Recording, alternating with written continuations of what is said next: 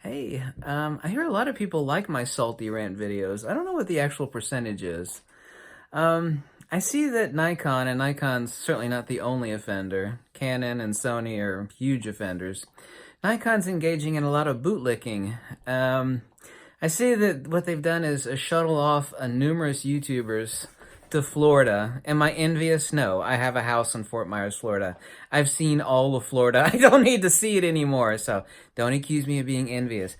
Whining and dining people in Florida. Hey, we like to give you this Nikon Z6 camera. Maybe you could talk about it in a video. And that's exactly what people are doing. That's wonderful. Nikon's realized something, and we have to look at this from Nikon's business perspective. This is a tax write-off for them. It is part of an advertising junket. Nikon, as well as Sony and Canon, realize that YouTube is incredibly powerful for peddling because everybody, I want to review on this latest camera, and they go to YouTube. They don't go to Amazon.com and look at the reviews. The problem is, here's the problem, and this is understandable from Nikon's perspective, who has for countless decades used ambassadors, and these are brand spokesmen. And Nikon has quite a few of them, and that's perfectly okay and it's understandable. The only problem is that Nikon is hoping that the terminally stupid will fall for this. These same people, and I don't fault them for wanting to make money, are being, what's the word? What's the correct word? What's the politically correct term? Are being sucked into Nikon's whirlpool of thought. They're posting affiliate links on a product that they don't necessarily believe in. They're loaned the camera for a week or two. I mean, but, you're going to fly somebody to South Florida and wine them and dine them and give them a pat on the back. This is a type of psychological ploy also. A lot of people do this. The product should stand on its own. It's bad enough, and I'm not attacking YouTube for this. It's bad enough that YouTube used to be an information portal, and of course, some people that do a lot of content want to make money off the enormous amount of time that they spend to make and research for content, and that's all understandable, but now it's become an incredibly powerful advertising portal. I happily, even though I'm a bit abrasive, acerbic, it's 3 o'clock in the morning. I don't sell anything. I don't have any affiliate links. I don't sell anything personally, nor do I have any hot links to go buy something. The amazing thing is that on these monetized videos, what you're doing is you're watching a commercial. Listen closely, this is the important part. You're watching a commercial before you watch the video, but the video is also a commercial. So you're watching a video and then you're watching a commercial and then you go to the video, but it's actually a commercial. But within that commercial that you watch after the commercial, there's a nice affiliate link, which is a paid product placement kickback. So if you click on that link and you buy the product, then what you're doing is you're paying back to the video maker. And on top of all of that, from Nikon's perspective, and Canon is recently guilty of that. They flew a bunch of people to Hawaii. Hey, we got this slightly inferior camera with one card slot. How about, since it's a tax write-off anyway, how about, oh, I don't know, oh, shocker. Let's think about this. Yeah, let's fly some of these YouTubers to Hawaii. Yeah, we'll wine them and dine them. We'll, fly them in helicopters. Oh, surely that won't have any effect on their possible conclusions about our cameras. I mean, really, is this working on anybody but the terminally stupid? I have to ask the question. This is not that salty of a rant. I have to ask the question. I mean, how many?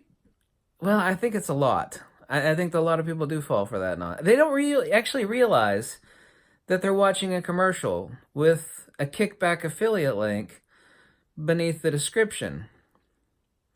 What about a camera standing on its own? What about an old-fashioned idea? You remember Consumer Reports? Consumer Reports used to be a magazine, and they would review stuff, and they didn't give a crap what anybody thought. And they posted a real review of what the product was, and also relative to other products. They gave it a fair shake. If it sucked, it sucked. But the magazine didn't accept any commercial endorsements or advertisements within it. Nikon, you're engaging in a little bit of sleaze baggery. I love Nikon as a company, but I mean, this sort of, and Nikon is, Sony is equally guilty of this. Canon, flying people to Hawaii and other things, is equally guilty as well. If I were a company and came out with a substandard product, I would brilliantly think, as a tax write-off, let's take some of these top YouTubers and fly them someplace exotic, feed them happy food with like a 5-star chef, let them use our camera, and then do a fair review by letting them take it home for a week or two. I mean, let me ask you a question. I'm talking to you dead serious as it gets. Are you falling for that? Some things you just watch for entertainment, Nikon Z7 camera, for example, while it has wonderful output, compared to what? Compared to a Nikon D850, it's a miserable camera. I think a lot of the things that people forget in attacking me for having attacked the Nikon Z7 is that I would have been the first person on YouTube, if it was a wonderful camera, to say, this is awesome, go out and buy it, this is the stuff. I actually did that with 2 cameras from Nikon. The D500 Nikon, I was the first person to review it on YouTube. I said, go out and buy it, this camera is legendary. Everybody's going to buy this camera, it's awesome. And that's exactly what happened. The camera stands on its own. I said the same thing about the Nikon D850. That camera's been sold out for over a year. Everybody wants that damn camera. I said, this camera's legendary, it's awesome, it's incredible. Go out and buy it. These same people that are attacking, I've been attacked a lot for attacking the Z7, but I actually have logic and evidences behind why I said the camera is not worth it. It's a poor value. I never said the image output was bad. I said it's a poor value camera. It's a first generation mirrorless. Compared to what it costs, it's a sucky camera relative to a D850, and that is a damn fact. It's a damn fact. I don't know. The real question is, and this is not that really of a salty rant video, I mean, from Nikon's perspective, they want to make as much money as possible, and I'm all for that. The problem is that those sort of underhanded, is it underhanded really? Or we just say it's like kind of like slightly sleazy business practices. I think we can call it slightly sleazy, Because if you really have open eyes and have a brain that is working, even in first gear, you realize what's going on. Nikon and Sony and Canon are schmoozing these people, flying them to exotic locations, feeding them food from a 5-star chef, whining and dining them in exotic locations. Well, sure, and by the way, you can take this camera home and review it for a week, and then, give your honest review. Are you falling for that? I mean, can't you... Everybody has a motive and agenda. Almost everybody does, but 99.999% of everybody has an agenda. Big corporations always have an agenda, and you know what that is. That is, if you graduated elementary school, you know exactly what the hell that is. It's a bit underhanded. It's a bit underhanded. I'm going to let this big company fly me to someplace exotic, and then I'm going to review the camera, and then I'm going to put an affiliate link below that I get a kickback from, and then I'm going to ship the camera back. If you were a real photographer and you really liked the product, you would have paid for the damn thing with your own money, or not. You're like, I'm not going to buy this camera because it sucks. I've got much better cameras. This is a better option. You would have paid for the camera yourself. You would have stood behind it yourself and said, this camera's great. I paid for it with my own money.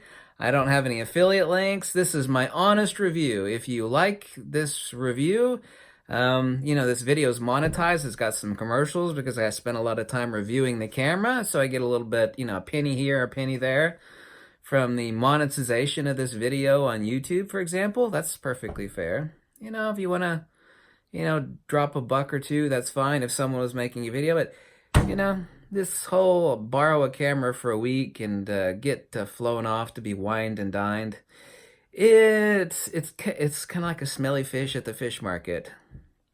You know, the fish that's been sitting out in the sun a little too is starting to smell a little bad. Is it unethical?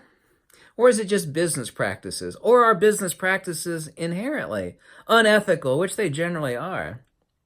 YouTube, fact, is an incredibly powerful platform, and these big companies are taking advantage of that. And they're doing so in a slightly less than purely ethical fashion. But that is the cornerstone of big business. So who am I to complain, right?